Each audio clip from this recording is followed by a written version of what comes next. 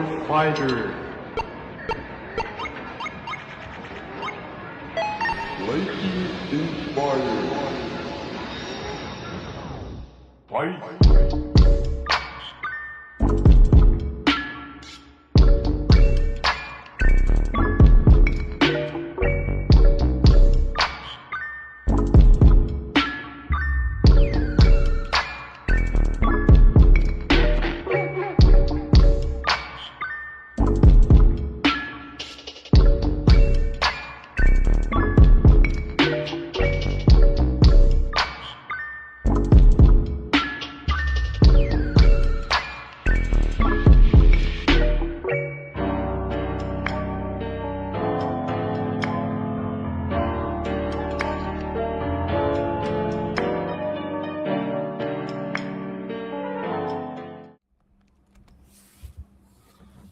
What's going on to all the gamers and gamettes, man? Welcome to a brand new episode of the GamerSection podcast. You dig? I am Kano.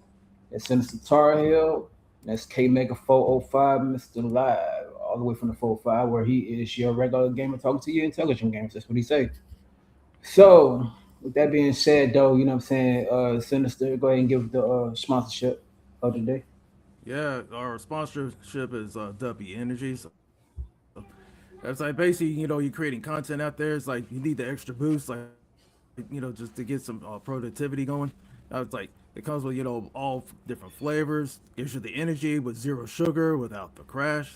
And the good thing about it is being part of the gamer section, you get a discount gamer section. So whether you're creating content or doing other productive things, grab you some W Energy. That's DUBBY Energy, code gamer section. Figure facts, no fiction. So, Mega, what you been playing for the week, man? Man, I have been losing my mind playing Street Fighter 6 all this week. Just doing that story mode. I'm almost at the end of it. I'm playing it right now. So like I'm trying to finish it, get all these characters and get all their abilities so I can try to play with them, so I can blend all the moves that I want from each character into my avatar. So I've been having actually kind of, and it's a grind fest, but it's been keeping my interest. So that's all I've been playing all this week. Figure facts, no fiction. What about you though, Sinister, man? What you been playing for the whole week? The only thing I've been playing is like some of the games I had to review. Like some of them will come out this week, and it got some more coming out next week. But outside of that, I've been playing a little bit of more of 007 First Light. I've been playing it on my RNG Ally, like right before I crashed out last night. Mm-hmm. But that was like I put it down right after I saw the Knicks win. So hey, shout out to the Knicks. The third title after 53 years. So. Yeah, shout out to the Knicks. Now it's The the Knicks. Pelicans is next. No, it's the Thunder Revenge Tour, but they can get the Pelicans get into the play in. You know what I'm saying? I wish that for them. No, they get into the playoffs. But anywho, Okay. for me though, what I've been playing, I've been mainly on PC and on my Olivia Legion go to joint. So I've been playing Moonlighters 2, just close to the end of Samson. That game still needs some work done to it, but the game is better than where it was. And playing some stuff that I have to review on the PC platform. But I just mainly been on the PC side this week, just playing games on that stance. And I see where everybody's having a big like hoorah about PC gaming, but still, at the end of the day, I'm still console 100% of the time. I'm always console, but this week I just want to give PC some love. So it's all really been on today. You know what I'm saying? Not today, but this week. It's just mainly PC gaming. You dig what I'm saying? So with that being said, you heard me. Let's go ahead and dive into the topics because it's a lot to talk about. We're definitely going to talk about a lot of different games that we're looking forward to after we saw the showcases. We're going to talk about a lot of different things. You feel me? So starting off with Sinister Man, hit us off with the first topic, proper life. All right, well, the first topic is about Ghost Recon and Far Cry 7 are reporting in development trouble. Like they're having Mm-hmm. issues, and then the devs are, from what I'm saying, is that they're bracing for impact due to management changes. A lot of things are going on behind the scenes. Like I mean, it seems like just this year just hasn't been great for Ubisoft. Like don't get me wrong, some of their games have been great, but behind the scenes, it's like it's just been a lot of melodrama going on. Like the Prince of Persia remake and other projects being canceled. You got people getting laid off and people are suing. Trying to get their getting their money and stuff like that. It's just been all kinds of trouble going on at Ubisoft right now. But I mean, as for me, like I'm a Ghost Recon fan. It's like I enjoy the series and everything. I know not many people were cool with Breaking Point and all that, but to me it's okay. But it's not as good as the previous game. But onto the topic at hand, it just seems like like behind the scenes, it's just like you can't get stuff together. It's just like I said, it's mainly behind the scenes that's going on. But like trying to it seems like people are not on the same page. The developers and the higher ups. It's like I said, with all these changes going on, and it's just been abysmal behind the scenes. So like, I mean, I'm hoping they can get this stuff together so that way they can get back on track and being on the same page. So that way they can deliver some great quality titles and stuff like that. So I mean, as far as like the Far Cry side, yeah, like to me, Far Cry 3 is my favorite of the bunch. But as far as like, Far Cry 6 is good, but as far as Far Cry 7, just in the same boat with Ghost Recon, it's like I hope like they they can get it together behind the scenes and just trying to get things going. But what about your thoughts, K Mega? I mean, I agree with mostly everything that you're saying. But it's kind of a combination of a lot of things. For one, they we should have had a Splinter Cell by now. I mean, it's not like that I'm the biggest Splinter Cell fan. I do like Splinter Cell, but the majority of people that love Ubisoft, they're like, listen, we need another Splinter Cell. And they just refuse to listen. They'll tease, have like missions on Breakpoint. They'll have missions on other games, or they'll put them on Fortnite or something like that. But people just want that type of game. I mean, case in point, just look at 007. People have been asking for a 007. The game is out. People have responded. So those are the other things. I think it's also the internet culture as well, because one thing that I always enjoy about Ubisoft is that they're not afraid to take risks with their protagonists, and they're not, and they're very multicultural on their approach with that.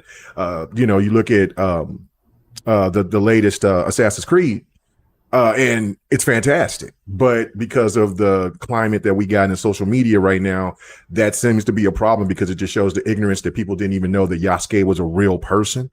And then you have that element, then you just have bad management. And I think the biggest point to this is that when people feel like their jobs is in jeopardy, you have some sections of people that are overdoing it so much because they want to keep their job. And then you got another segment of employees that's saying like, man, hell with this. If I'm going to get laid off or fired, why do I got to go all out to bat? You know what I'm saying? We've been there. We've seen people that, when we've found out if we worked at a profession and we hearing that layoffs is coming. And then there you have a segment of people are like, hey man, I'm going to do whatever it takes for me to keep my job. And you got another segment that's like, man, I'm just going to do the bare minimum because I might be the one that's going to lose my job. So I think that is the main part right there, is because you got people that's working on these games being hampered by executives telling them more. We need to push these games out. We need to push these games out. But yet, hold up. We might lay your ass off after this game is over with. So I think that contributes more than anything on top of everything else that I said. But yeah, I mean, Ubisoft has been going through this for a minute. You hear about that they might be selling off their company to maybe Tencent or someone like that. I mean, I would love for, if Microsoft is going to try to do some acquisitions to try to pull Ubisoft in some kind of agreement. But, at this point in time, I mean, we'll talk about Xbox later, but for Ubisoft, man, I mean, it's bringing in the games that people are asking for, and stop rushing. Let them take their time to make the perfect product. Because as you said, Breaking Point wasn't my favorite, but I did enjoy Breaking Point. It was fun as hell to play, but it wasn't as good as Wildlands. Wildlands was a beast. So yes. It is what it is, man. So what you think, Kano? Yeah. I'm gonna put it in this perspective.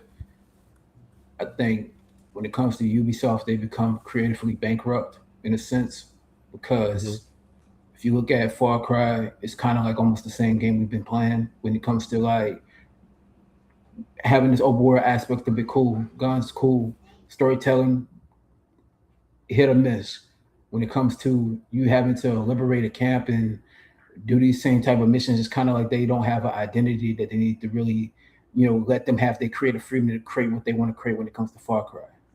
When it comes to Splinter Cell, we had got that tease, and believe it or not, I'm excited about Splinter Cell. But the problem is that we had got that tease probably around 3-4 years ago, and we're at the point right now that we definitely need something that worth Ubisoft. We need like a Ubisoft Forward or something to showcase something, because the games that we got from Ubisoft that we know of is Just Dance, which that should be a Nintendo exclusive in my opinion. Stop it. I'm gonna explain to you why I think this needs to be a Nintendo exclusive. Reason why is because you look at Xbox, they don't use Kinect no more. So how you gonna play Kinect on the Xbox? That's because I never gonna understand that right now. You look at people on PlayStation, you can tell people on PlayStation don't play Just Dance. It's mainly people that's on Nintendo. I think they still make the Just Dance on the regular Wii to this day. So it's just more suitable and fitting for it to be a Nintendo game, for them to have that. All right. You got the Crew Motorfest right now. For me, playing it for a good while, it's not better than Forza Horizon 6, no. But it is a fun game from what I played. Yeah. All right. Now you have Rayman Legends Retold, which is coming out in October. I think either October 3rd or October 13th, one of the two. It's early October. Yeah, early October. There you go. And a lot of people are excited about it because like it's a retold of the game. It's not the same. They added more elements to it to make it better. Graphically, it looks beautiful. It looks like it's going to be more deep into the story how they want to go about that game. But with Ubisoft, other than that, I feel like they creatively bankrupt. Like Ghost Recon, they in development hell. Far Cry 7 is in development hell. They supposed to do 2 Far Cry games, as a matter of fact. Far Cry 7 and a multiplayer standalone game. And honestly, the way I look at it, bro, is just like they need to just focus on what made Far Cry good. Far Cry 3 to me was the best Far Cry. Far Cry 6 is second on the list as one of the better games. Far Cry Primal to me, I think that's trash. That's just my personal opinion. People might beg to differ about Far Cry Primal, but that's just me. Now, when it comes to Ghost Recon, to me, I felt like the favorite ones was on the 360 with the advanced futuristic warfare and all that, right? Oh yeah, the warfare ones. Yeah, they were good. They was fire. Wildlands was cool. Breaking Point, I ain't had no interest in. I thought Breaking Point was good. I mean, it wasn't good as Wildlands, but exactly. it had some really cool features in that game, and the expansions on it was really tough too. But that's there. You know what I have to do? I have to really play with people that I know. You know what I'm saying? So that is it too. So you know what? Community night. There you go, community night. But I'm with it. Yeah. So anywho, when it comes down to like Ubisoft, I still see potential of them can make a turnaround and do better for their branding. Tencent offered to have about a 10% stake ownership within Ubisoft. I remember that like last year. But I think Ubisoft needs to just continue to do what they do, but in a way of creating, having more creative risk, create something that's worthwhile, substantial, instead of just playing it so safe.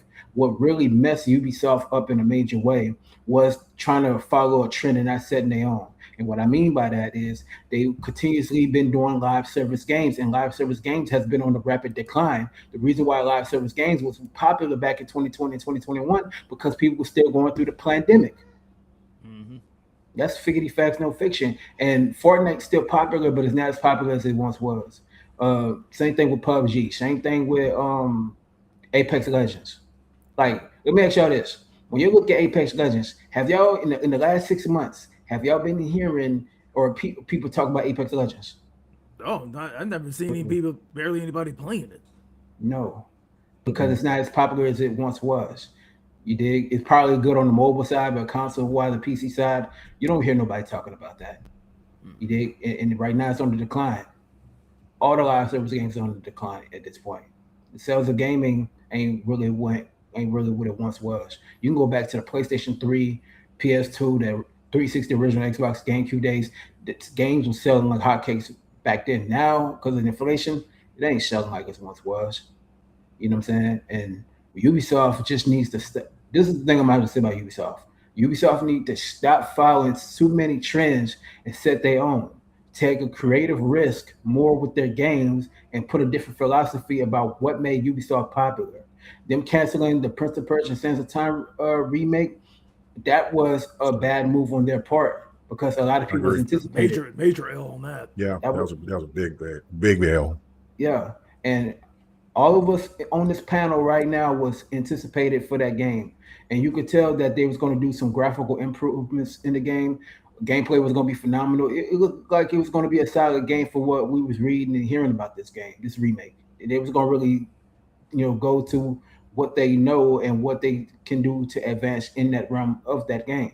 But it canceled and it cost them a lot of money, and that was a bad move on Ubisoft part because that would have sold very well. You did. Now, Ubisoft, they're starting to become one of the worst companies. They most likely are going to give EA a run for its money as the worst gaming company ever. And EA has been getting for that title, and EA has been known to have that title of worst gaming publisher of the year. And right now, Ubisoft is starting to take that title because of all the bad decisions that they're making. You know what I'm saying, and the people that they put behind the scenes, and then. I don't know, but when it comes to Assassin's Creed Black Flag, I think that's going to be a phenomenal game. I keep telling everybody that, man, the Black Flag game is a fire game, and the people that hasn't played it, y'all take that chance, go out there, buy that game. If y'all, other outlets that want to review it, go get that review code, go get that game, man, because at the end of the day, Black Flag Resync is actually going to be a great game. And Rayman Legends Retold I believe it's going to be a great game. But when it comes to Far Cry, I'm questioning the direction of where it's going, because in the beginning, and what people don't know is, excited for Black Flag, but in the beginning, I'm gonna tell the truth. When it came to Far Cry 7, they was going to make that a hero shooter. What people don't know, they was going to make that a hero shooter in the beginning, but they opt against it later on because they wanted to make something worthwhile. They wanted to go back to the roots of what made Far Cry phenomenal. And I'm going to say this again. Ubisoft have to go back to what made them great. Okay, I'll give you an example. When K-Maker said with First Light, no, my fault, I think it was Sinister said that, with First Light, right? Uh-huh. And how it sold, I think, like, over 3 million copies already? Mm-hmm. Yep. That game is fire. It's a fire game, great storytelling. It's an excellent game, right? When it comes to Splinter Cell, my favorite Splinter Cell was Chaos Theory, Double Agent, and Conviction. Blacklist was decent, but it wasn't the best. They got to go back to what made Splinter Cell fire. Go back to the realms of how Chaos Theory was. Mm-hmm. You dig what I'm saying? If they do that and they really start creating new IPs that's worthwhile, cool. I'm gonna tell you like this here. Do you know what franchise I believe has the potential and they slipping on that? Watch Dogs. Watch Dogs, they slipped on that. Watch Dogs. Watch Dogs 2 was the best game. What Watch Dogs 2 was tough. Watch Dogs 2 was excellent. The last Watch Dogs just didn't resonate as much. No. I didn't even finish the last Watch Dogs. I played it. I thought it was cool. But again, you would think that it would look better graphically. To me, it looked like it was a step back graphically for some reason. And I don't know. Facts. Hold on. Hold on. I'm just saying, because part 2, I mean, it went above the first one. Mm-hmm. I mean, it seemed like there was some step backwards with the last one. Don't get me wrong. I mean, I like the setting of the third one, but however, like story wise and gameplay wise, 2 just killed it. Yeah, Facts. It just wasn't on the same level. Facts. Yo, let me go ahead and address this right quick in the chat, real quick. Shout out to Dope Squad 1042. I'm gonna say this. He said I feel like E-Day should come to PlayStation. It's cool if it's come to exclusive, but it doesn't motivate me to get an Xbox. Let me explain this, man. When you look at Xbox, right? Xbox is making a resurgence. You understand me? And in order for a platform to sell, they need exclusives. Yep. You know what I'm saying? I know not that many people are going to agree with what I'm gonna say, but they need exclusives. If Gears of War E-Day would have went to PlayStation, I guarantee you, not that many people would play it. The fanboys are the ones that's going to hype it up and say, "Oh, they bought that," but it's going to sell more on Xbox and PC. Point blank. Period. Now I know K Mega will have something to say about it, so I'm gonna speak my piece more into it. But go ahead, K Mega, say something.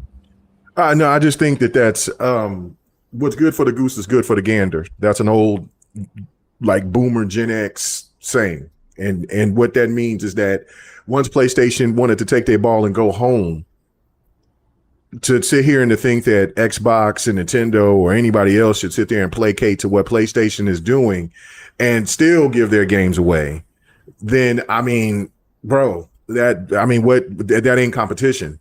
So for what Xbox is doing is what, like Kano said, is bringing it back to the point of competition and listen, let the if it doesn't interest you, then that means that like what Kano said, that Gears ain't really your type of game. Because I'm telling you this, like Wolverine or God of War, those games interest me. So that means that I would have to, if I don't have, I already have a PlayStation, but if I didn't have a PlayStation, then I would have to get a PlayStation if I wanted to play those games. I was normally feeling satisfied playing those games on PC, but since they took their ball and went home, then PlayStation told us, hey, this is what we're doing. You decide with your wallet. Well, the same thing is for you. You decide if you feel like it's not good enough for you, then you already just told us right then and there that then Gears isn't that important for you, and that's fine. But there will be Gears that's that important for some people, and they will buy an Xbox, or they will have a PC or a laptop or whatever that they already may own, or they will get that so they can make sure that they can play that game. So I think that's a crazy double standard to come out and tell somebody, well, to me, that just sounds like that's fanboy talk. You could, that might not be, but to me, it's just kind of like just wanting to use that trope to try to make it sound like, well, the game isn't going to sell because it ain't coming to PlayStation. And in all retrospect, PC has more gamers than Nintendo, Xbox, and PC and PlayStation combined. So Xbox will be fine. I mean, Forza Horizon just showed that already. If Xbox wanted to choose to make the decision of not putting Forza on PlayStation, what would be your excuse then? So, just case in point. I'm gonna say this though. I understand what K Mega is saying. I'm also understanding what Dope Squad is saying. And there's salute to you. You know what I'm saying? He said, respectfully, but it just don't make no sense. Yeah, I'm just saying. He says, I'm just concerned that they won't make money because they condition Xbox players just to rent games. That's not true. I'm gonna keep it out of what being. If you think about this and what K Mega just talked about on Forza. Forza to this day is still selling significantly well on console and it's selling significantly well on PC. You know what I'm saying? Last time I checked though, on console wise, they sold over 3 million copies of Forza, and on Steam they sold dang near 4 million on Steam. You dig what I'm saying? So they're still making a great amount of money substantially.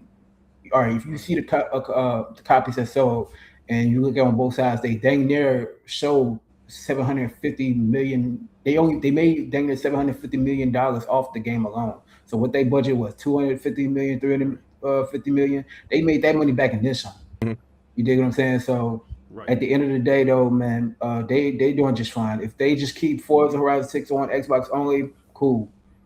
People that played on Game Pass too, they're still going to make their money on Game Pass, because if you think about it, how many they got, like what, 33 something million subscribers on Game Pass or something like that, and they make about $4.5 billion a month off of Game Pass alone.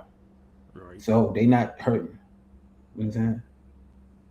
Now, not on that end. No. Yeah, so is it Forza on PlayStation? Yeah, Forza Horizon 5. Yeah, the top 3 that sold from Microsoft was Forza, Grounded, and Sea of Thieves. Sea of Thieves. Yeah. So but the other games didn't sell well like they supposed to on PlayStation. But you got to think about it like this.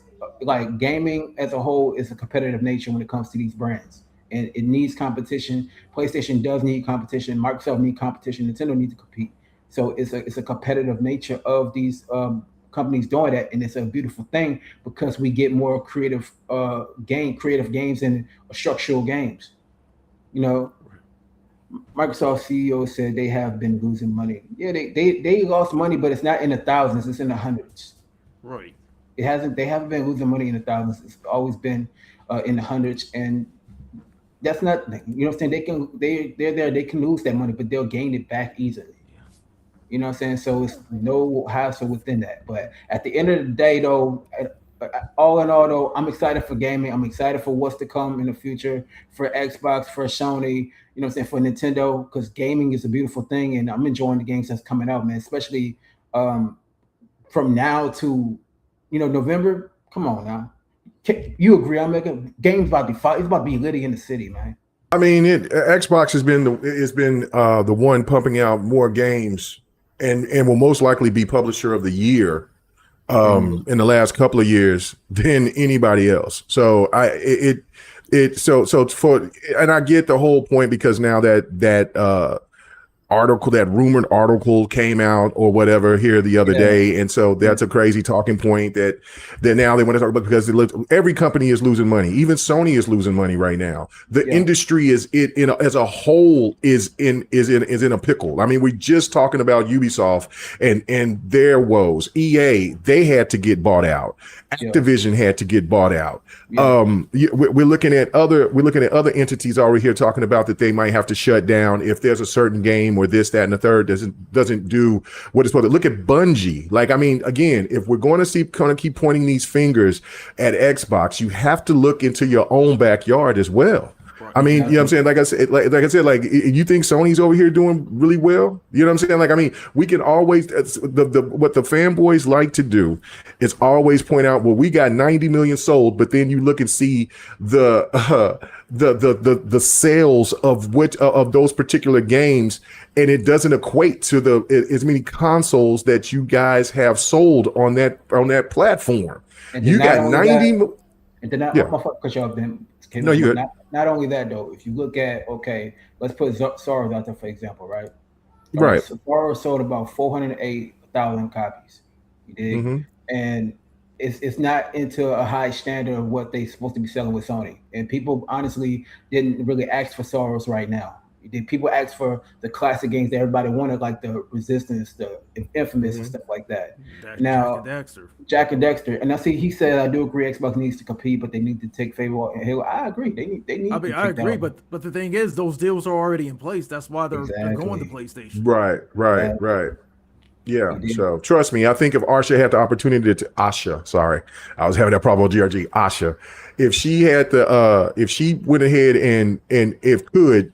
And maybe that's on top of the fact of Grand Theft Auto 6, but I think maybe that was another reason why they delayed it, because they were trying to maybe maneuver to try to make sure that Fable could they take Fable off the table as well, but obviously the deal was already made. But no, my last point, and I'll let you finish, Kano. I just want to say this is that, listen, if you think it's just Xbox that's in trouble right now in the industry, every company, the industry as a whole.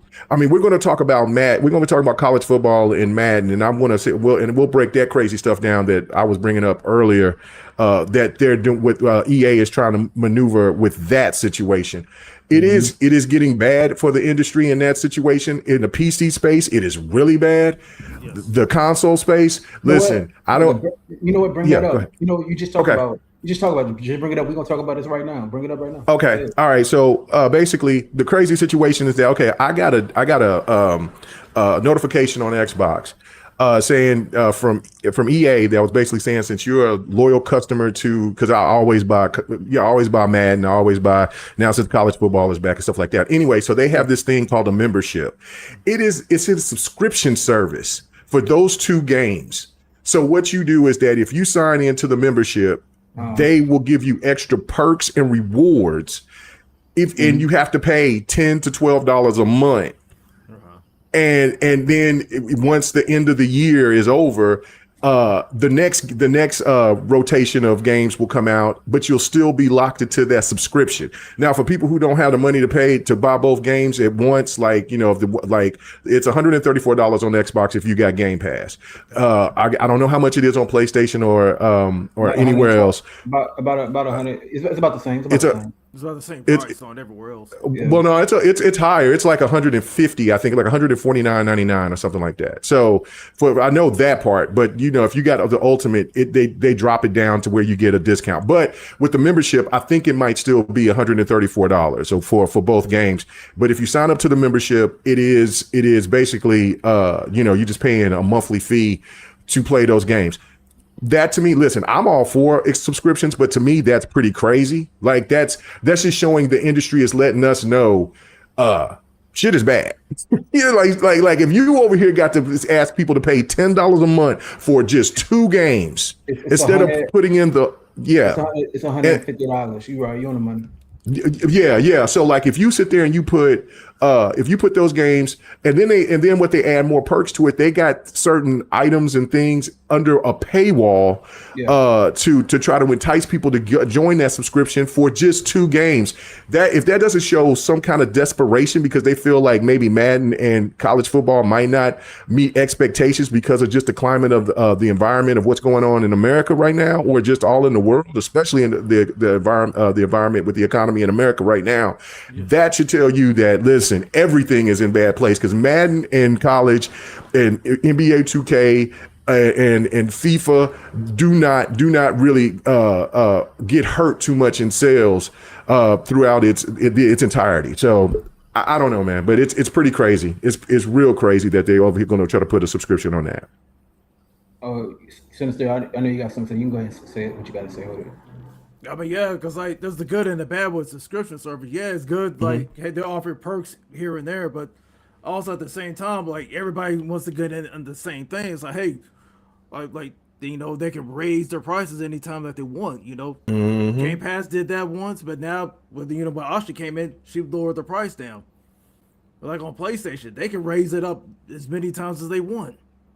Nintendo, they could probably do the same. They raise the price of their console. They can do the same thing with their subscription service too. It's like that's like, hey, like they want us, the gamers, to pay more, but yet we're getting less in return. It's like I was like, come on, man. It's like, I mean, just like you said about the economy, it's like the economy's hurting everybody. Not just you, me, like the gaming business, especially the gaming business. Like think about it.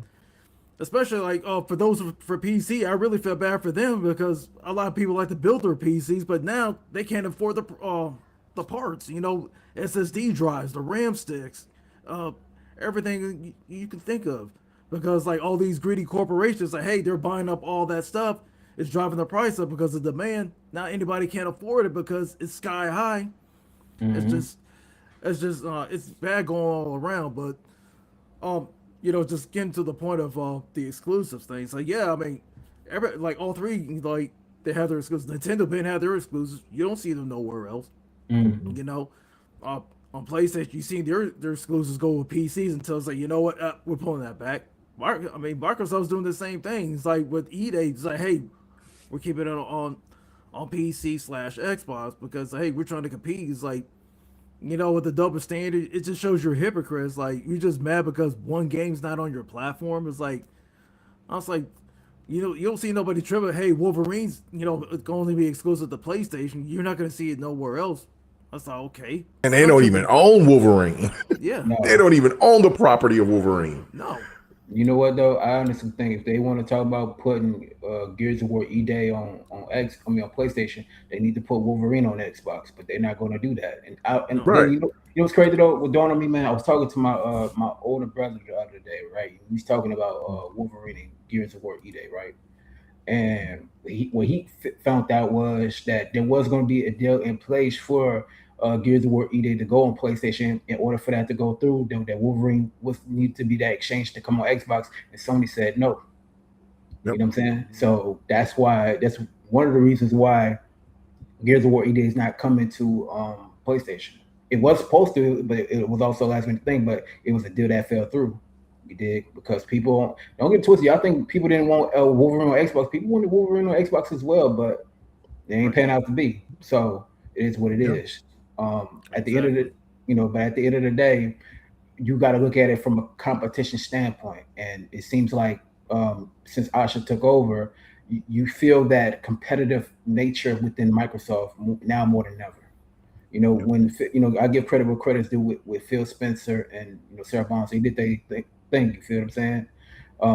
But I feel like when it comes to Microsoft, they slightly kind of got complacent. You know what I'm saying? But I feel like now they're really on that competitive spark, and they want to start making more of their games exclusive. And then not only that though, I did read this too a few weeks ago. The new CSO that came into fruition, they said a while back he was the one of the people that was so critical of Xbox, if I'm not mistaken. And now since he's on the team, he's really telling them like what Xbox needs, and you can definitely see the tone within Matt B and Asha and them. They really want to compete. They really want to say that Xbox is going to be the number one gaming entertainment brand by 2030. You dig? And Asha said that. And at the end of the day, and I'm gonna speak on Madden and college football in a second. I feel like it's good that Microsoft is, and I'm not speaking on no fanboy side because we more professional, but I know GRG more ruthless. I've been on there, I already know GRG crazy. But and first and foremost, nobody's scary. But anywho, when you look at what's going on right now with Xbox, PlayStation, I say the next 2 years, Nintendo, they in their own little world, they in their own little bubble. But in the next 2 to 3 years, Xbox and PlayStation is going to be the most competitive that it's ever been. Because it's not just about console sales. I feel like you're going to see more creativity within their games in the next few years. So I'm definitely excited about that because that's what's needed between those two platforms: creativity, competitive ideas, better features, more innovation. And Xbox, they're known to be more innovative with their features and creative for how they want to do with their platform. And then you see with their games, they're starting to be more into that. Now, to answer, Dope Squad's question about what do you think about that when he says, I mean, no one in PlayStation wanted Sorrows. They may have people that wanted like a Returnal sequel. Don't get it twisted, you know what I'm saying? But the way that they went about doing Sorrows, to me, honestly, the gameplay was cool, but the storyline was trash. You did. I ain't gonna lie to you. That's Last of Us Part 2. Yeah, it was a snooze fest, man. Like I said, it made you just want to skip over because a lot of the game, as far as the story element, didn't make a lick of sense. You did. Like in the beginning, say, okay, I get this game. The story's dope. In the middle of it, you're like, what the hell? What does this have to do with anything in the game? You did. Did it end like, what the hell? You feel me? Oh, the DC comment. What DC comment? I don't even know what you mean by DC comment. I don't remember no DC comment. But anywho though, on Madden and the college football whole subscription thing, I'm not surprised because EA has been known to be one of the top tier anti-consumers companies to date. And I'm not going to sugarcoat it and be, shy about what I'm about to say. I'm going to speak the truth.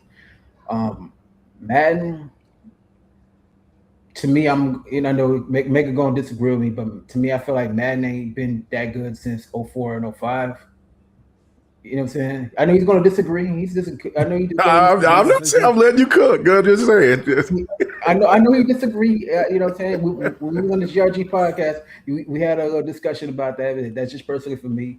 But what I would like to see within the next Madden, and what do I like to see in college football? Give them a real give them a story about how they come up, how they going through what they go through in the game on and off the field.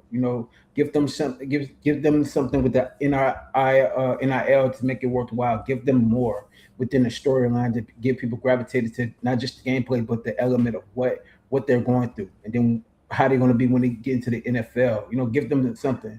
Now everything else, because I play Superstar mode. I play on sometimes, but not all the time, because people online be crying, bro. Like once you get like 14-0, they quit.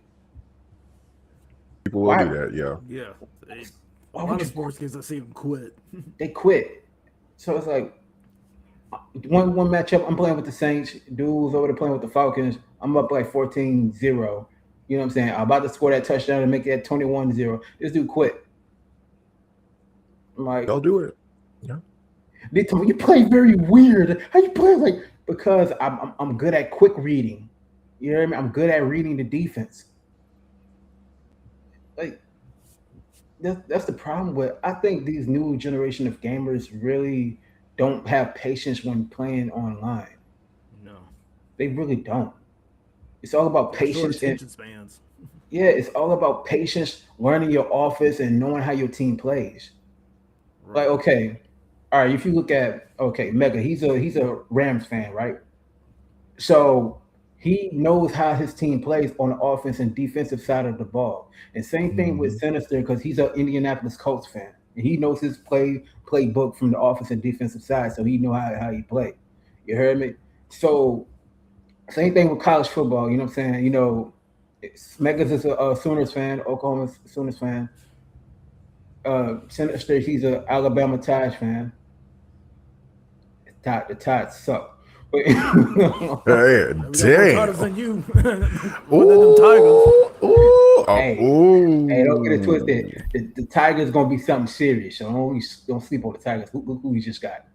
But anywho, though, Bama you booty know, down. yeah, I but can't say nothing. Where OU is in between when it comes to titles, but the most titles between Alabama and the Sooners, and I just know that LSU is last. So no, it's all good though. But it's all good. But we gonna be bouncing back. We gonna be that team to watch out for this season. LSU Tigers. And I can't say nothing about basketball. You know what I'm saying? The basketball side of college basketball, I can't say nothing about that. The Alabama got that. You know what I'm saying?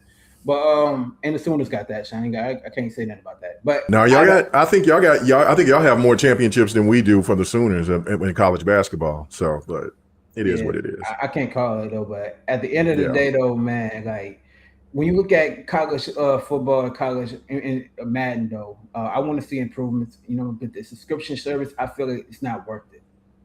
It's not worth for that subscription service, point blank, period. Because it's like you're trying to also milk and dime your consumers out of more money. It's like what is going on the EA Sports side that they're not telling us. You feel me? Because you got the Madden, you got the college football, you have FC, you know, for soccer, you got NHL, UFC 6 comes out this week. You know what I'm saying? And people have been asking for another fight night. People have been asking for NBA Live. People have been asking for EA Sports Big, which that's rumors to come back because of the success of NBA to run in other like games like NBA Playgrounds and uh these other NBA Bounce. You dig? Yeah. So at this point right now, it's just whether they're to actually contest at this point. You dig? I'm just like EA. Y'all need to advance outside of sports and create other games. Like you know, if you want to make another sports game, bring back SSX. At least do that because there's a lot of spiritual successes to SSX that's coming out even this year alone, like Tricky Madness, for example, and that Haku other snowboarding game. I forgot the rest of the title, but there's a lot of spiritual successors. You know what I mean? So EA need to do its justice and bring back SSX, man. If y'all Hey, want, I'm sorry. I just got to interrupt you for a hot second. Hey, Sinister gonna have to bow down to the number one team with the most championships in college football history, and that's Yale, sucker, with 18. Yeah, I know about that. But Alabama's second with 16, and OU is like ninth with 7. So that's, I knew that we didn't have as many as Bama because Bama went on that crazy stretch here recently. So, but anyway. Now we give credit due. Alabama. Yale? God dang, Yale 18? Damn, They were that dominant during their heyday. So. Yeah, they weren't even wearing helmets back then, but damn, they were 18. That's nuts. Yo, Dover, what you mean? You say I mean the DC comment. What do you mean? Kind of like explain that so we can get a better adjusted because we don't know, but we're gonna go ahead and continue to move on to the next topic, man. Let's get into the next topic, but we spoke our piece on it. So they said there's a rumor that Microsoft is actually considering spinning off Xbox, and I know. Look, I'm gonna just say this. I don't think that's happening because I said it before. Microsoft sees a lot of value in Xbox because if that was the case, they would have did that a long time ago. I mean, a long time ago. They're not going to be spinning off Xbox at all. If they do, that'd be crazy. It just, you know, it's like after a great showcase that Microsoft had showed with their games, it's always some crazy rumor after it, and it turns out not to be true. We do know that layoffs do happen from time to time, cool. But when That's it comes to everywhere. these, yeah, it's everywhere. But when it comes to these layoffs, though, and this is just me, uh, they just always want to put up a crazy rumor because it's a lot of haterade. You know what I'm saying? When it comes to Microsoft, man, they just want to try to the haters be so far fetched on these rumors, and then the social media they blow it up to make it like it as if it was true. Like for example, I seen this video. I'm not gonna say this person's name because this dude he's a walking contradiction. I always say that. But should Xbox make an exclusive deal with DC to make hero games? Yeah, that'd be dope. Oh, he said, yeah.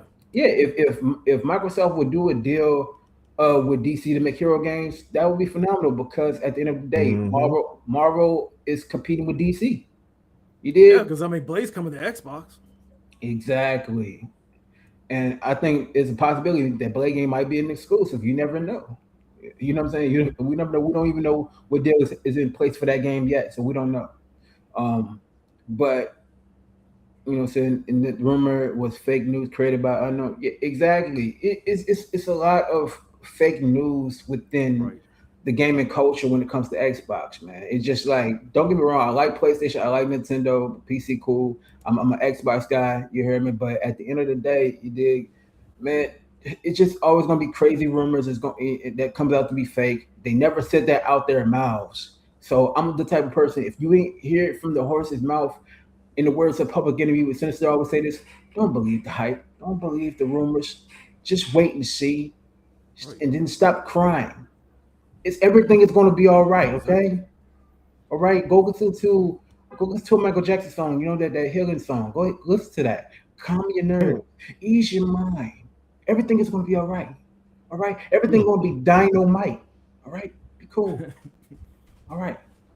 You know what I'm saying? I hope Blade comes out. They keep delaying info. It's not the case when it comes to Blade. They working in peace. And once they work in peace, man, you know, they'll come out with a phenomenal game. Like, okay, if you look at 007 First Light, we saw the trailer. We didn't hear from 007 First Light for a while. It was like a couple, Mhm. like Yep. 2 or 3 years and later, and then we seen more info about the game. The game came out phenomenal. So just give them time to cook, let them cook, you heard me? And then after they finish cooking, we're going to see something phenomenal out of that. I believe Blades is going to be a phenomenal game. But they said it's not going to be a first person game from last time I checked. It's going to be third person and not third person. Good. It's going to be the level. It's going to be on the levels of Devil May Cry as far as like the movement mechanics. You dig? That'd be awesome. But you know, but the action side, I don't know. But from what I know about it, it's gonna have that Devil May Cry like aspect of moving around and stuff like that. You dig? So I hope it plays like that original Spawn game from back in the day from the OG Xbox and PS2 days. You know what I'm saying? I hope it plays like that. That's just my personal opinion. But at the end of the day, though, man, you know, I lost my train of thought. Oh, about you know what I'm saying? Oh, y'all remember Black Panther and Captain America that was announced in 2020? They still working on it. Yeah. They're still working on it. You know, that was one of my most anticipated games. You know, they're still working on it. Mhm. I'm just waiting. We all just waiting to see more to it. I just figured facts, no fiction. So we just gotta wait, man. 1943, yeah. Yeah, that's Just, 43. Yeah. that's one of my most anticipated games. But I'm gonna say this too before we get back on track, right? Now I was looking on Game Rank. Shout out to them, right? And they had the top 20 games that was announced that's going to come out for the rest of the year, right? And believe me, I tell you right now, August, September, October is going to be stacked because of Grand Theft Auto 6. Right. You know what I'm saying? And to answer your question, no, it's not going to be turn based. It's going to be action adventure. Uh, they already confirmed it's going to be an action adventure game. So it's not going to be turn based at all. For that Marvel game, it's not going to be turn based at Yeah, all. that studio don't make turn-based games. I don't think they've No, ever made a turn-based. They make those Dishonored games. So yeah, yeah. So no, he's talking about the Marvel 1943 game with Black Panther and Captain America. Oh yeah. Oh, he's thinking. Okay, yeah, that was 2K Games that did Midnight Suns, which I really thoroughly enjoyed. But yeah, no, this is they showed gameplay of that numerous times. Yeah, it's an action game. It looks on the scale. It's not going to be like the Marvel a live service game that came out a few years back that got shut down by Square Enix. I forget the name of the game now, but Marvel's Avengers. yeah, it has that aesthetic, that look, but it's a live action game. You know what I'm saying? Like, so it's not going to be a live service game, but it's going to be an action game. It's not going to be turn based like the Midnight Suns. Are you talking about? No, he was talking about the game that's going to be on EA, made by Amy.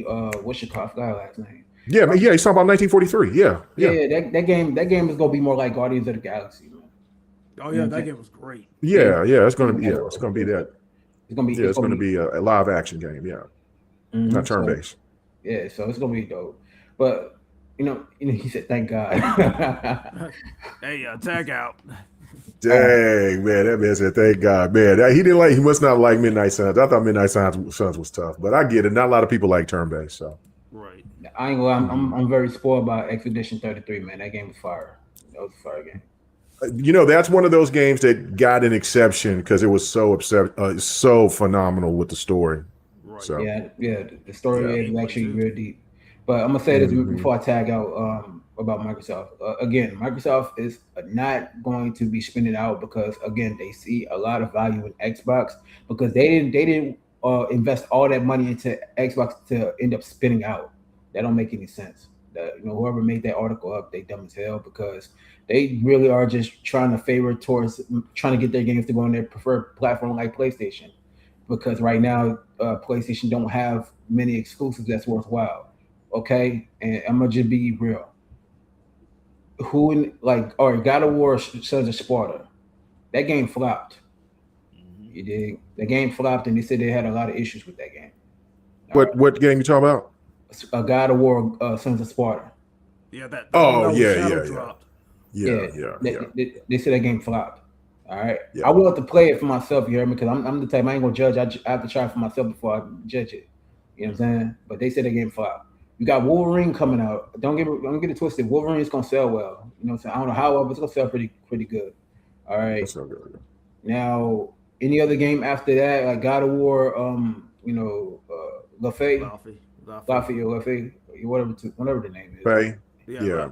I'm gonna just say Faye. Forget it, man. Forget it. Faye. Yeah, Lafay. That's what they call it. They call her Faye for short, anyway. Yeah, it's Lafay, but you call it Faye. Yeah. All right. I'm gonna say this. It's gonna be a good game. It's gonna sell. The only gripe I have about it is they making too many movie-like games. They make too many movie games. Like, you know what I'm saying? Nobody want to play QTE, quick time event games all the time. And I look at God of War, this one, it look like it's going to have a lot of quick time events. And I don't like that, man. I want to hack and slash. I want to fight in the game. You feel what I'm saying? And I feel like that's the problem with Sony is they don't know how to diversify their games and make a different style of games instead of making movie-like cinema games. We don't need that all the time. You feel me? Like, they need to go back to the roots of how they did with Japan Studios. You dig what I'm saying? Diversify themselves. You feel me? Neo 3, even though it wasn't made by Sony, it was still a good game. You dig? It was hard as hell with these boss battles. Hell yeah, it was hard. But it was fire. I liked it. You know what I'm saying? But at the end of the day, and this should be being real, man, Xbox is going to be okay. They're going to sell well. They already having a resurgence. People are buying more of the console, even though I still don't agree with the price point. But they're doing well. And then they have a resurgence within their Game Pass. People are getting Game Pass once again. So everything's going to be all right. But I did enough talking. So since it's on you. Oh, yeah, just to, go on that, it's like, when it comes to rumors, I don't believe it until like you were saying, I need to hear, from the horse's mouth, when someone comes out and confirms this to clear this whole matter up, all right, so be it. But if it turns out to be true, okay, at least I get the truth from somebody from a reliable source. But someone just likes to get something started just to get clicks and likes and stuff like that on social media, just to get everybody's reaction, just to get in their feelings about it. It's like, no, it's like, I mean, like I said, you just came up a great showcase. Like, why do like a 180 just to, hit that Uno reverse card, just reverse course and stuff like that? So no. I said, no, it's like, I mean, I'm not gonna believe until I get a legitimate source. Like, hey, if somebody at Microsoft will come out and say, hey, we're gonna clear this whole matter up. We're gonna address this right here, right now. It's like, hey, this is gonna happen here and there. So, but I was like, yeah, like, be careful what you believe out there. I mean, do your own research, get a reliable source before you come out and start, putting the misinformation out there. It's just gonna get everybody's head spinning around things like that. It's like, Yeah. stuff like that. Oh, you want to get the truth out there. It's like, wait till you get some legitimate sources on everything. So, Yeah. but like I said, Candy already addressed everything else. So, Hold on. I got something to say real quick. This is off subject, but I think Sinister gonna like this. Resident Evil Zero remake is in mid development. It's in full development. They're halfway done with the development, and we should hear about it by the end of the year. Yeah, Resident Evil Zero remake. Yeah, but before that, I'm ready for Veronica next year. Yeah, me too. But yeah, I know Meg got something to say. Go ahead and speak on with the Xbox thing.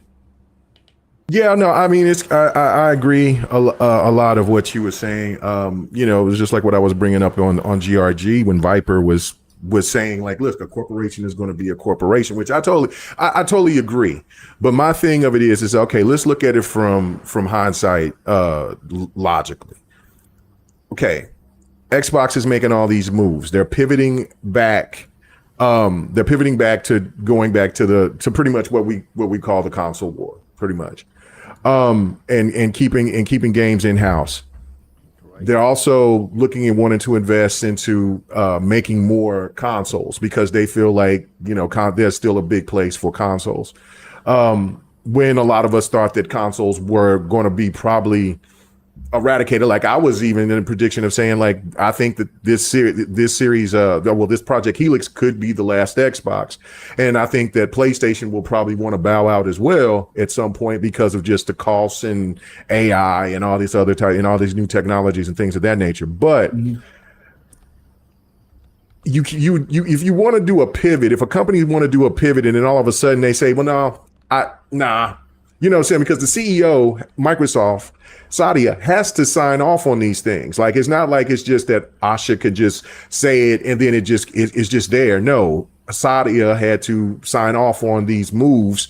And if you're going to make those moves and then all of a sudden, well, we're going to just go ahead and sell Xbox, that just doesn't make any sense. What you would want to do is to see if this is going to work and then go from it. So, like, case in point, when she was when she had her interview at Bloomberg, she was saying she got asked the question of, like, where do you want Xbox to be in the next 5 years or whatever? And she was like, by 2030, I want Xbox to be the number one entertainment in the space of just gaming, of entertainment. She just said entertainment. Number one entertainment and gaming space.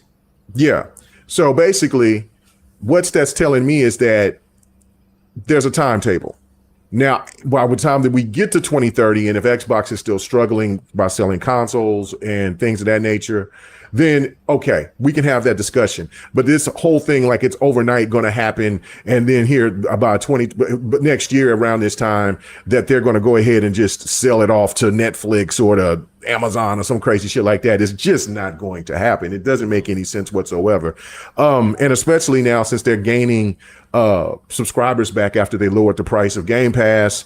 You got more games coming out. You got a big, huge hype, a level of hype coming back into the Xbox ethos, with people sitting here talking about, like, yeah, man, finally we back.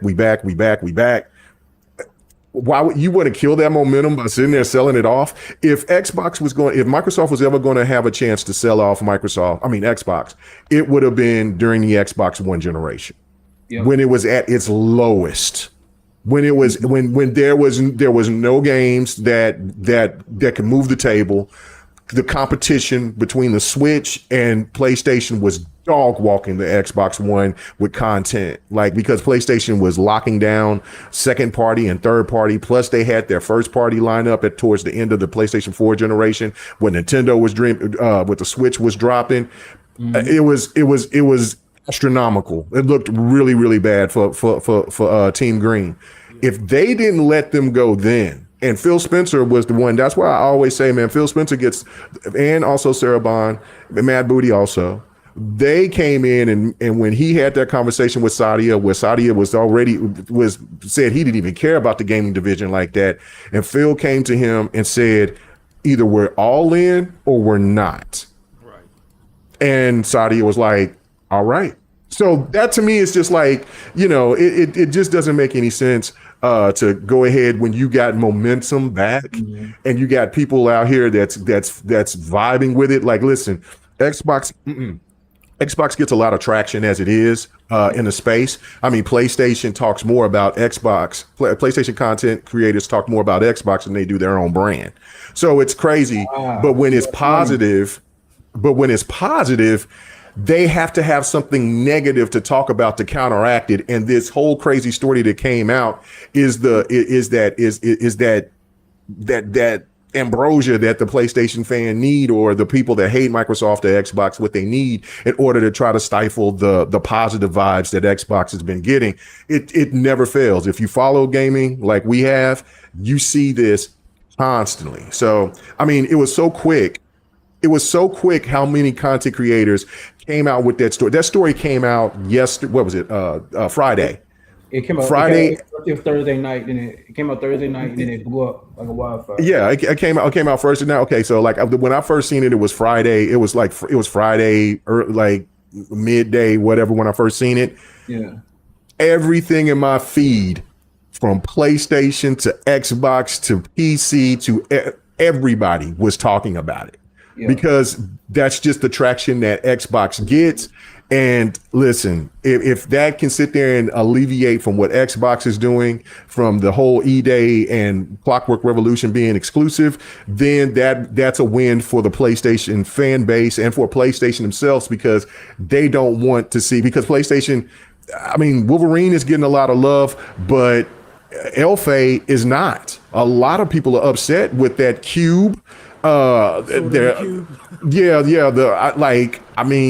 I was just talking to my brother Ham Solo last night, and he was like, man, that cube character just turned me off from the game. And then of course you got all the crazy other stuff with those freakazoids that keeps talking about how a woman should look in a video game. They're relevant, What? They over there still talking about how a woman should look in a game. Like, bro, they are crazy with it on the net, bro. Like, it's nuts. Wow. Like, they think that she looks ugly. They like, why you can't make women look beautiful. It's just nuts. They want every woman to look like Eve, from Stellar Blade. Yeah. So it's crazy, but my last point on this too is just like, listen, until it happens, I'm not worried about it. Like, you know what I'm saying? We're talking about $1 trillion company. If they sit there and decide that they want to let Xbox go, Xbox will go somewhere, and it'll be fine. It's because the first company I see jumping to get Xbox, if that was to be the case, would be Netflix. Yeah. And just think about what Netflix would do with Xbox. Like, it would they would monetize the hell out of it, but they would have gaming movies out of the wazoo, plus the money that would generate. I mean, they would not get rid of Game Pass, because that's vital. Like, a lot of people think, they keep talking about they hate Game Pass, but they just jealous because Game Pass ain't on their platform. If PlayStation had a Game Pass structure, trust me, PlayStation gamers would love it. And they would call people fools if they would say it wouldn't be sustainable, because there would be so many millions of people jumping on board with Game Pass. So Game Pass wouldn't be going anywhere. So and then you look at now maybe games with like things like Games Anywhere or Xbox Anywhere, which I think is one of the best features in gaming, where you buy one game and then you could play that on your PC or your on your handheld devices and stuff like that. That's elite type of customer service, in my opinion. But Xbox is going to be fine regardless. But I think Microsoft they know that they're going to make money, but they just got to get it together to where they can start selling consoles, and they got to get their marketing shit together. That's the biggest factor, in my opinion. Yeah, definitely the marketing. It's like, right. I mean, when it comes to marketing, because Kano, we speak about it as like it's gospel, when it comes to their Yeah. marketing, because like, come on, a lot of the gaming commercials, what do you mostly see it from? Either Sony or Nintendo, but barely you see some from Microsoft. So if they can get their marketing together, oh man, they're back in the game. Like, I mean, they're already back in the game, no pun intended, in other areas, but the marketing, they really need to get back in it. You know what? Before I even say what I need to say real quick, shout out to Mr. Kareem. He said I shared the podcast on Twitter. Man, you're a real trooper, man. A real trooper. Yeah. Shout out to you. Shout out to you. The blue yellow cube off the God War game. What was his name again? Mr. Kareem, man. Mr. Kima. Mr. Kima. Yeah. Oh, I was going to say, he got my, because that's my middle name. I was like, okay. Yeah. Apple Arcade is vital to Apple. Yeah, facts. All right. Let me go ahead and say this though. About the marketing, right? I think the Game Pass only hurts the studios making the game. They need to make a profit. It's good for the gamers, but a hit or miss for individual studios. That's not true, because they actually Microsoft pays them. They actually make their money back. So that's all I'm gonna say on that. All right. Now, when it comes to the marketing, I remember when Aaron Greenberg said, it was in 2017, right? When they only had Forza Motorsport 7, they had all these little kiddie games, right? And I seen on that interview, Aaron Greenberg said they had the best lineup. And I looked at the screen, I looked at it crazy. I'm like, you mean to tell me 2017, those games was fire. You mean to tell me Super Lucky Tales, which might add, it was actually pretty solid. You mean to tell me it was a fun game, yeah. Yeah. And I was like, you mean to tell me that this lineup in 2017, we have the best lineup in gaming, knowing that these games was drier than desert sand. You heard me? And I'm looking at the screen crazy. And I'm like, this man tweaking, bro. That was the driest I ever seen in gaming on Xbox. But then, 2018, that's when they announced all the studios. And then from Civil 4, they've gotten better as time progressed. You dig what I'm saying? So now nobody can't say Xbox ain't got no games. Xbox got the games. Right now, you could just say PlayStation ain't got no games right now, because they said they released one tadpole title a year. Mm-hmm. You hear me? They make their money back, but don't make profit. Yeah, they do. They make profit as well. They make profit back too. You know what I'm saying? It's like, it depends on, the scenario of the games though.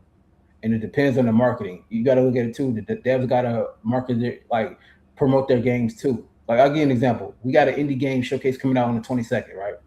We're going to be showcasing a lot of upcoming games from a lot of indie developers. We had a deadline on the 1st. To this day, I still get email from a lot of indie developers to showcase their game. To this day. So, and it happened today. I just got emailed about that. About, is it too late for me to submit my game? So at the end of the day, man, indie developers, they want their games to be showcased because they want a spotlight on them. That's what we do at the GamerSection. We give indie developers a spotlight to showcase their games as well. So we ain't biased. Can I read something off to you, Ray Fast?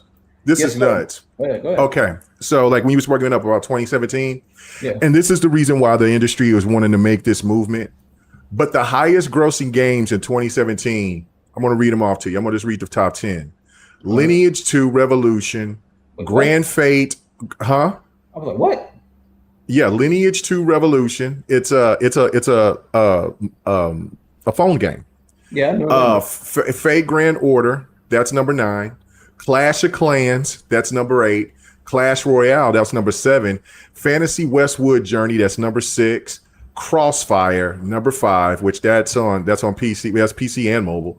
Monster Strike, that's another mobile game. Dungeon Fighter Online, that's a PC game. Wow. League of Legends was number 2. That's a PC game. And Honor of Kings, Arena of Valor is a mobile game. Is the number one grossing game of 2017. And there is not one. Well, hold on, I'll take that back. There is one. When you go to highest grossing games, there is only one console game on there, and that is Call of Duty World War II. And that was number 9. Every other game was live service, free to play games. That's why the industry is moving, because they're like, this is where the money is. this is where the money is. And the number one selling game in 2017, which we don't even hear about, that like he was bringing up earlier, was PUBG. That was the number one selling game in 2017 overall, making close to $1 billion.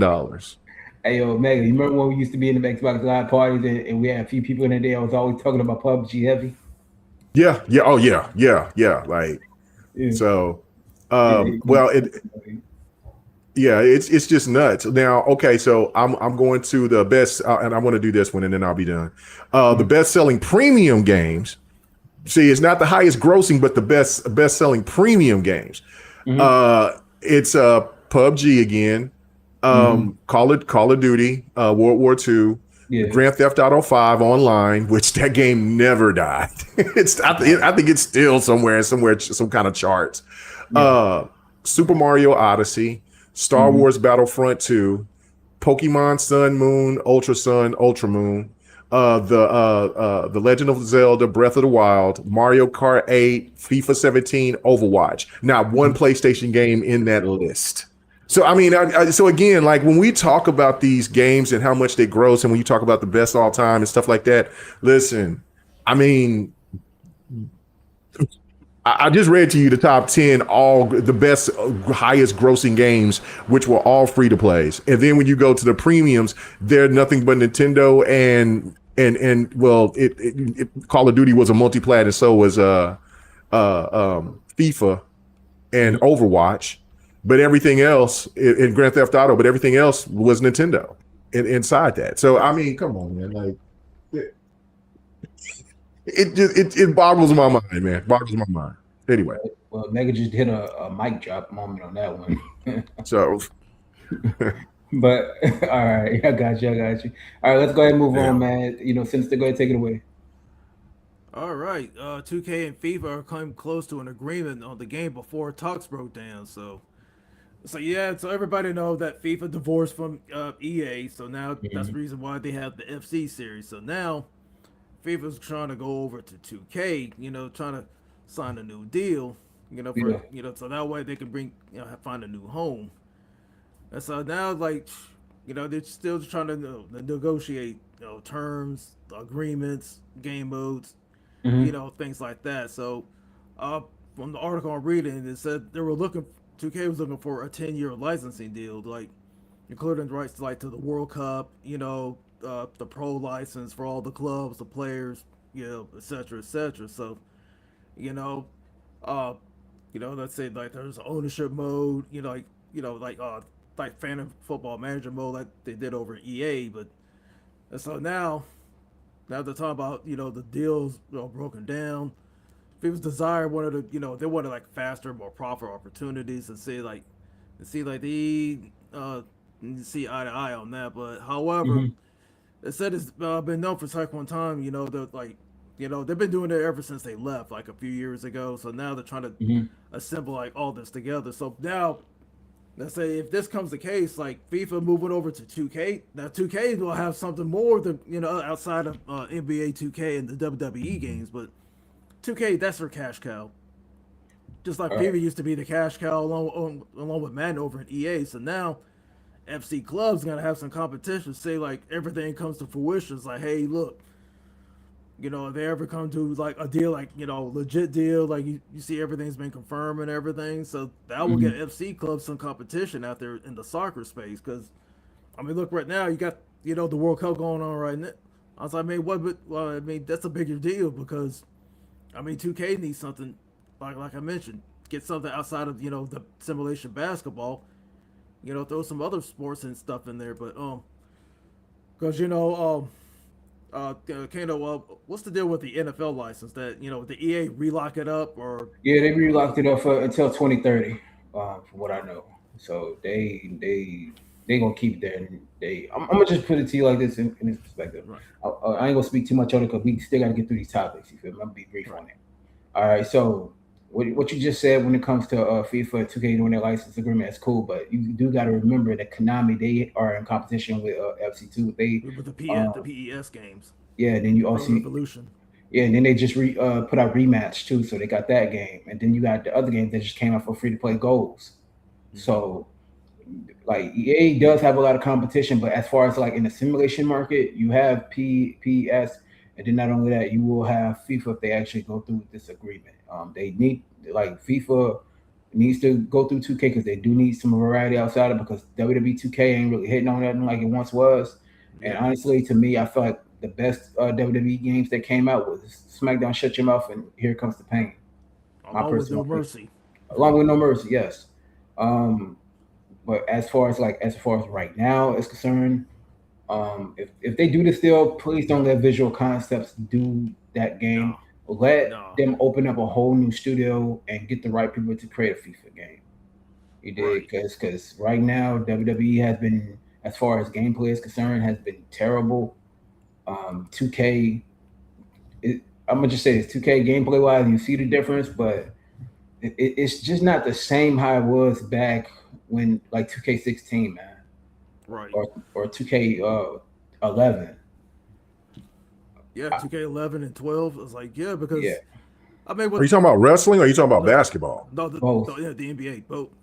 But when it comes with the NBA, because like without outside competition, I mean the innovation just keeps going down because like the figures like, hey, who's gonna fight against us? Like, but sooner or later, man, like people's gonna catch us. Like, it's just you're playing the same game with just updated rosters. Like, that's why we really need some really competition out there. Now in the soccer space, you got the PES by Konami, the rematches like those other soccer titles. But but FIFA needs to get back out there. But so that way, hey, 2K, now we got something more that's not just basketball and pro wrestling, because like just you need some competition out here. I will say this though. Go ahead, finish your shit. I'm gonna say this real briefly. Oh just to wrap this up. I mean, I'm sad that the EA got the NFL license again. It's like I was looking for somebody else out there who can snatch it up and just bring something cool with it. But it is what it is. But you can go ahead. I'm gonna finish. I'll say this with NBA 2K. They did make changes, but sometimes when you look at 2K, they would take a feature out from like 2018 and probably bring it back to like something with 2K27. It's not just 2K, but it's a lot of other sports games. They would take a feature out from a previous year, and they bring it back probably 3 or 4 years later, act like it's a new feature. And people think that the devs think that we are stupid to not really see that these are the features that they had bought back from a few years prior, and act like it's a new feature, but it's really not. Now, what I can say about 2K26 is the VC thing, whereas I didn't pay a dime for VC at all, and I got to level 99 without spending a dime on VC. Compared to 2K25. 2K25, I had to spend a little money. With 2K26, I had to pay nothing, and I was able to have my 99 build and have some other builds in the game easily. Now, I saw the look on K Mega's face, so I know you about to speak his piece. Go ahead. No, I just was like, I mean, listen, I mean, listen. Again, the opinion is my opinion on this. Y'all opinion on it, and it's respectful, and it's all this, that, the third. But I mean, I got 2K11. I got 2K. I got damn near every 2K. I mean, I know I bought them. Well, let me take that back. I don't have the Dreamcast 2Ks, or even I got the last 2 of the 360 2K still with me, and every other 2K from the Xbox One to now I got. But the innovations of what they put into 2K, I feel like they're a hell of a lot more better games play wise. In certain cases, I think where they made the mistakes of like they maybe have too many animations, and I think that's what really hurt 25, and I think that's what hurt 24 as well. But if you wanted to say what the best 2K probably was maybe 18 and 21. 2K18 was tough, bro. What are you talking about? Let me ask you this, right? Yeah. All right. Did I what? Don't say did I play. Don't make me pull the disc up. No. Keep it a bean. Yeah. I know you played my career on 2K18. Yeah. So keep it real. Was that a good my career, or was it terrible? But the Spike Lee, I thought that was the best one in my opinion. What? The Spike Lee one was in 2K16. Was it 6? I thought it was 18. No, it was 16. Okay. Well, okay. All right. Maybe I'm okay. All right. Regardless, but yeah, no. But I thought the one with the Spike. So 16 was the best. That was the best. My career was to me was the Spike Lee one when they first. That was when they first started when the first one introduced it. But that was when they first started getting really in depth with the story. 18's gameplay. That's what I'm talking about. Mostly the gameplay of 18 was incredible. I thought 20 was really good. 21 was good too. 25 is probably the worst one. 24 was not that great because I know that they changed that engine, but it was all right. But 25 was just bad. 25's gameplay was just bad. I think 26 is a lot better. But anyway, regardless of all that, my whole thing is like you know what I'm saying? Everybody's going to have their own favorite 2Ks or Maddens or anything like that. My thing of it is on the sense of the competition is that it has to, we need it more than ever. And if 2K could sit there and strike a deal, I mean, they didn't get the deal with the football, even though that there was NFL players that was over here, you know, saying, look, we need the competition. You know what I'm saying? Let NBA NFL 2K5 or NBA 2K come back. The NFL just said, nah, man. And EA was even like, yeah, man, we ain't trying to pay this money like that. But the NFL forced EA to do it because they're like, nah, we want this, we want that, and it happened. So, gotta blame the NFL for that one.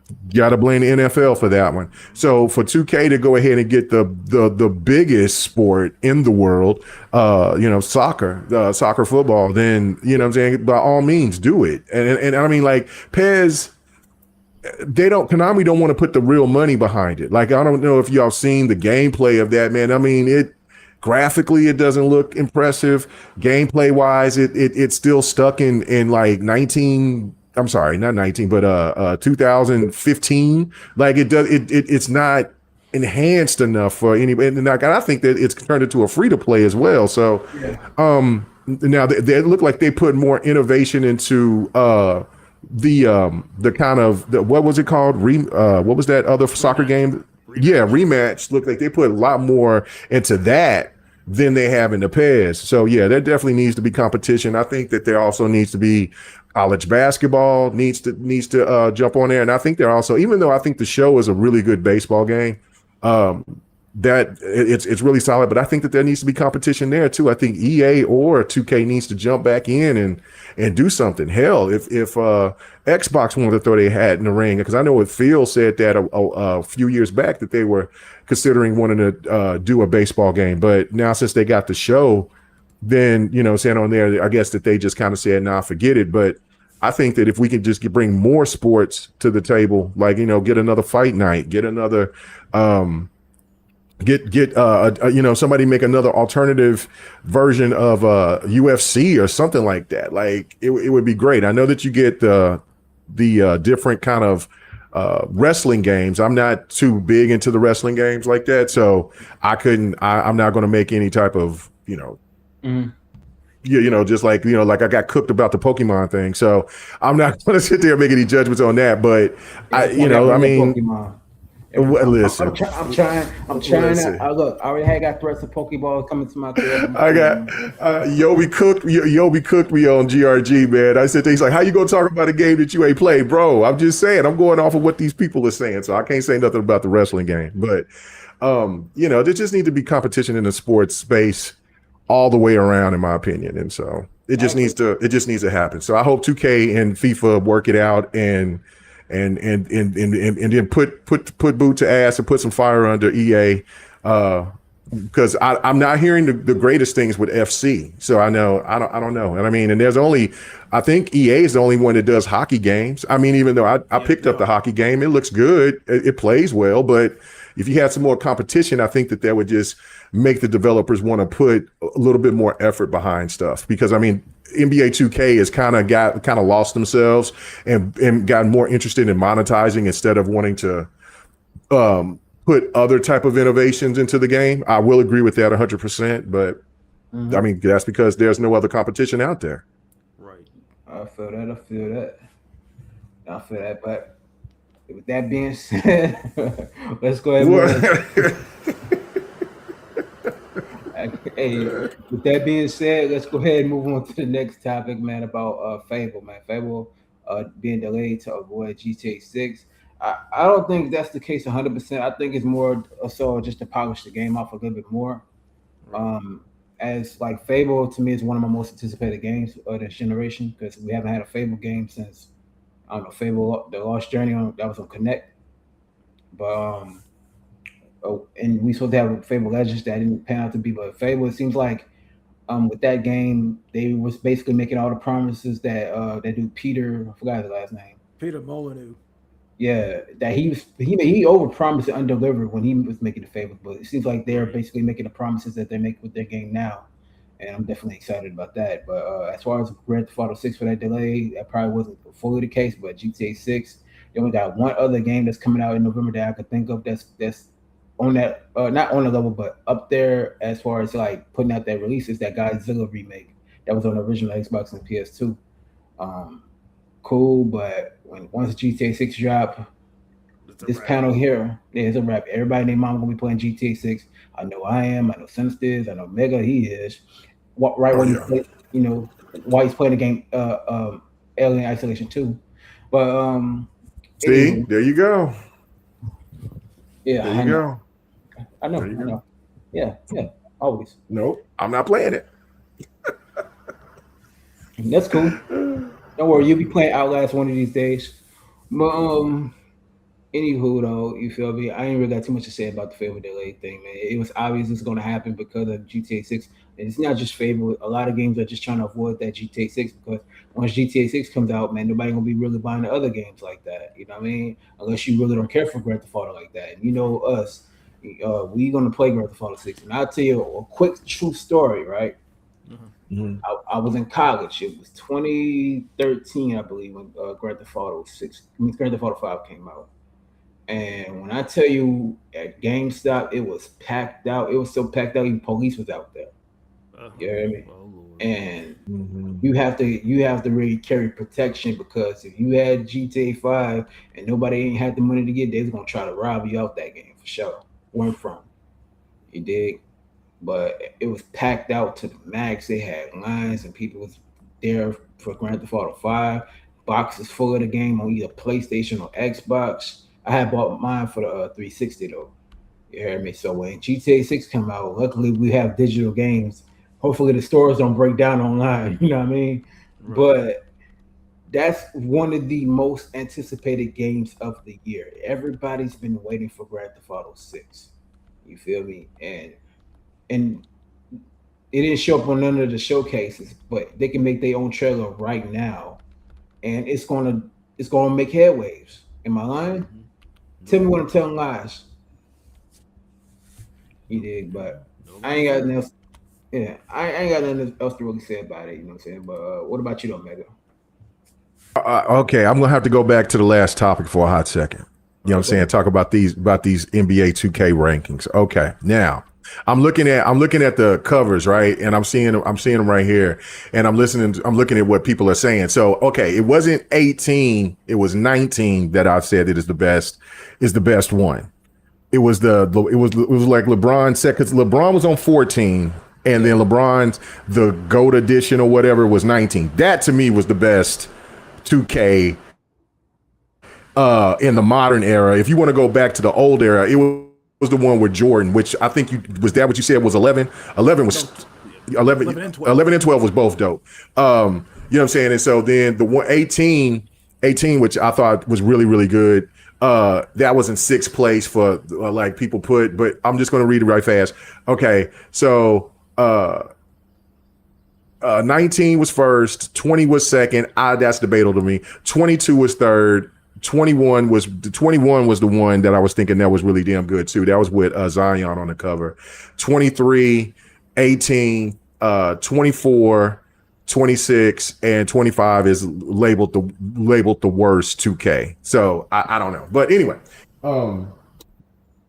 okay, back to your question. I'm sorry. I just wanted to bring that back up. Y'all were talking about Fable, like being delayed. Delayed just so get Fable being pushed back to next year just to avoid GTA. You know, that's what. Yeah, no, it's smart move. Smart move. I mean, like, listen. I mean, Fable is a huge game. It is also a Playground's first crack at making making a different genre game. So like so it's huge for them to like if Playground can kind of be in that space of Playground games can be in that space of where they can do multiple things. Because if this kicks off and it looks great, it looks fantastic. Everything that I've seen, I haven't played the demo yet, but I mean, I'm all in anyway. But it has to do well in order for them to be looked at as one of those top premier studios that's not just talked about racing. Yeah. And if they do that, then they could be in a position to where they could overlap Halo Studios because of Halo Studios not doing what people are expecting them to do in certain cases. I mean, Coalition is in a space all by itself. Ninja Theory is all in a space by itself. Mm-hmm. I think when you look at something like, you know, like you look at some of the smaller, like Double Fine and stuff like that, they're in a place in itself and that. But Playground games can be looked at as like one of the top echelon studios at Xbox Studios. So it's huge, and Grand Theft Auto is such a monster. Like that's why everything else is that's why all these hot games in September and August and October are coming out, because they're like, nah, man, nah. The only couple of games that's going to be even close up there that would have any chance would be maybe Call of Duty and a Nintendo game, like, you know, if it was Zelda or something else or a Pokemon game or something. But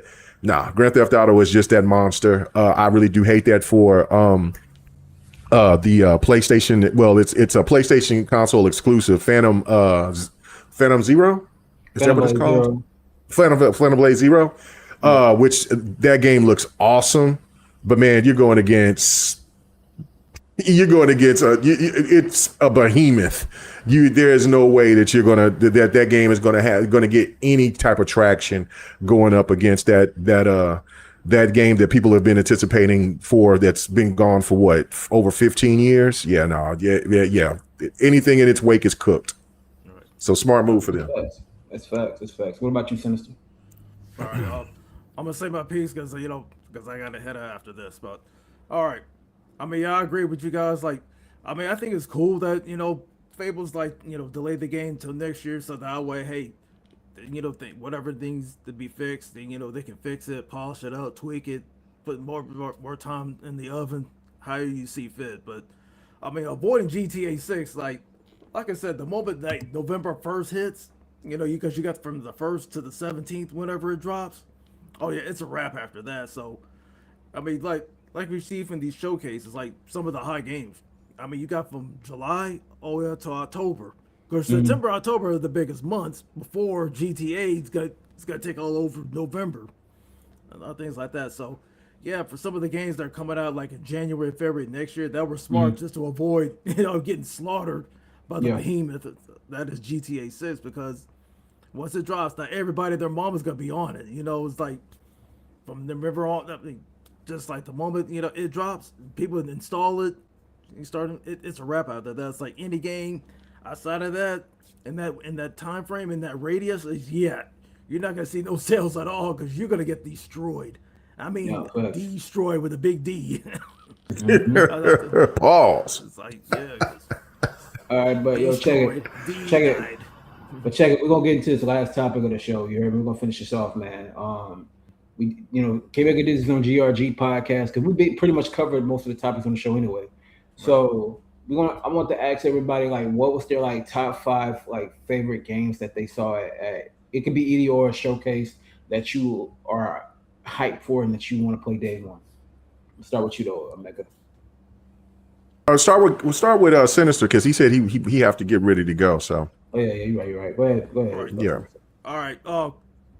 Resident Evil Veronica, that's one. That's E-Day, that's number 2. That Stranger from Heaven, that's another one. There was a couple more, but I forgot whatever showcase. But I mean, the gameplay looks great. You know, I definitely want to get back. Oh yeah, Final Fantasy, that was the other one. I definitely want to play those along with Okay. the other two before that. So, um, as for the fifth one, there was one, but I can't think of the name at the moment. But it'll hit me up later. Yeah, those are great. You know. Got you. What about you, Mega?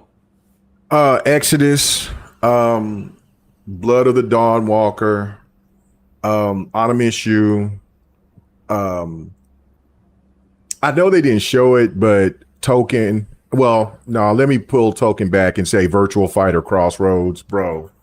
Highly impressive. And then, man, it golly, I mean, it's way more, but I'm just going to go ahead and say,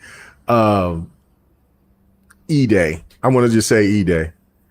Gears was very impressive, but there's still so many more. But yeah, E-Day for sure. Oh, the Clockwork game, Clockwork Revolution. Yeah, that's what I was gonna say. Clockwork Revolution, like the Autumn Issue. Like I mean, there was just so many. But yeah, you said 5.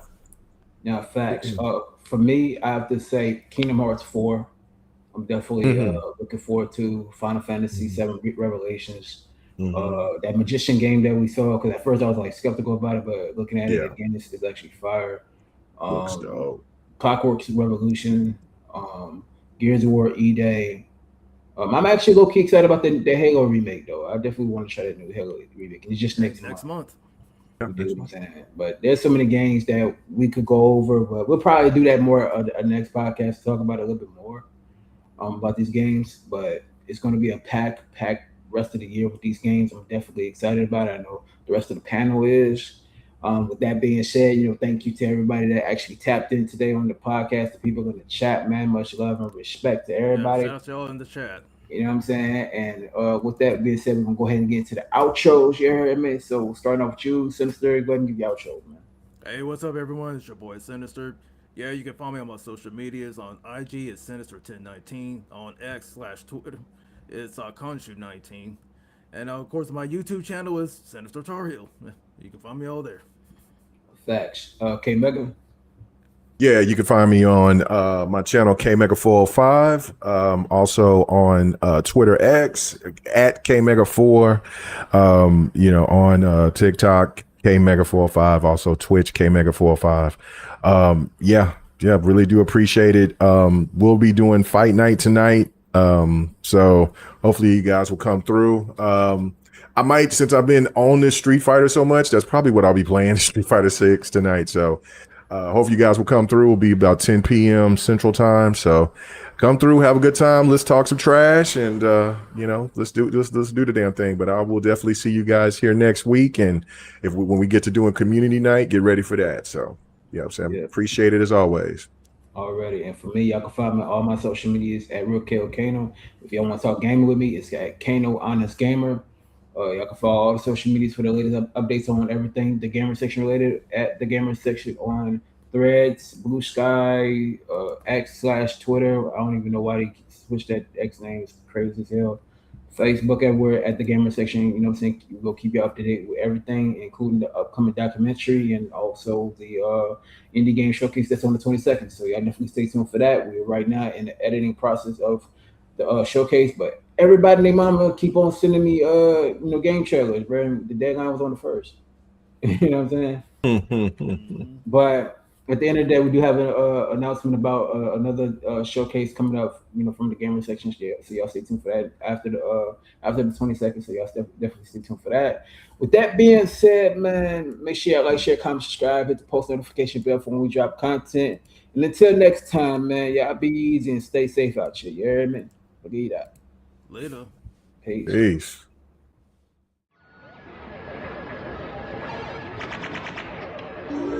Choose your fighter.